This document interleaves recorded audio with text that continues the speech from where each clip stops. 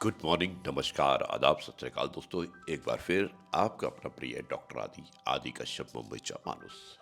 दोस्तों, आज आपके लिए लेकर आया हूँ एक बहुत ही रविवार स्पेशल कहानी जिसका शीर्षक है सच्चा ज्ञान। एपिसोड नंबर है 1587 और शुरुआत करता हूँ इस कहानी की कुछ इस प्रकार।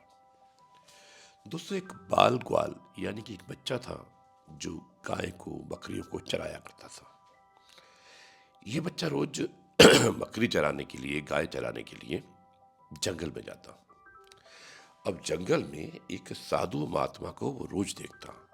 एक साधु रोज कुछ क्रिया करते थे और उस क्रिया के अंदर वो अपने सांस बंद कर नाक बंद करके, आंखें बंद करके कुछ जप करते थे।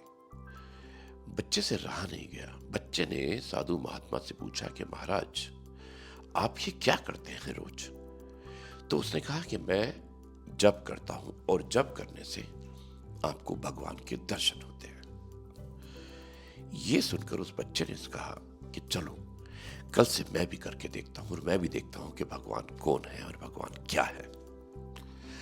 अगले दिन बच्चा आया अपनी गाय भैंसों को लेकर, बकरियों को लेकर, और उन्हें चरने के लिए छोड़ दिया। और बच्चे ने भी आंखें बंद करके बैठ के जप शुरू कर दिया।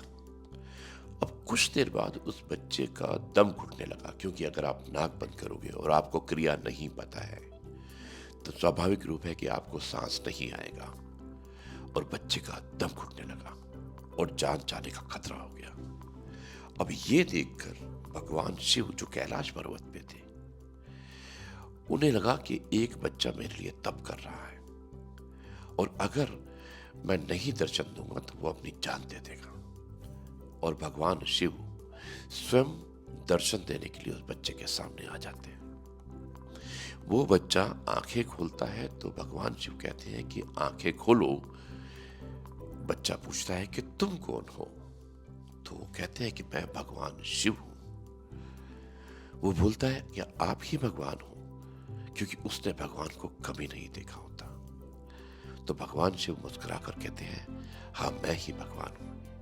अब तुम अपना जप समाप्त करो और कुछ पानी या खाना खा लो। बच्चे को विश्वास नहीं होता है। बच्चा कहता है थोड़ी देर रुको, और वो एक रस्सी लेकर आता है और भगवान शिव को एक पेड़ में रस्सी के साथ बांध देता है और कहता है कि तुम कहीं जाना मत, मैं अभी आता हूं। और तब वो बच्चा उस ऋषि मुनि को जो जप करता था उसको लेकर वहां पेड़ के सामने आता है। ऋषि पूछता है कि तुम मुझे यहां पर क्यों लाए हो? वो कहता है मुझे भगवान ने दर्शन दिए थे। तो वो जोर से हंसता है, कहता है कहाँ है भगवान? तो वो कहता है कि ये भगवान यही इसी पेड़ पर थे। मैंने अभी पेड़ पर बांधा था और तुम्हें दिखाने के लिए मैं गया था, लेकिन अब यहां पर नहीं है। इस बात पर ऋषि को बहुत जोर से हंसी आती है, लेकिन बच्चे को बहुत बुरा लगता है। बच्चा जोर जोर से भगवान से कहता है कि अगर सच में आप हैं तो आप अब क्यों नहीं दिख रहे?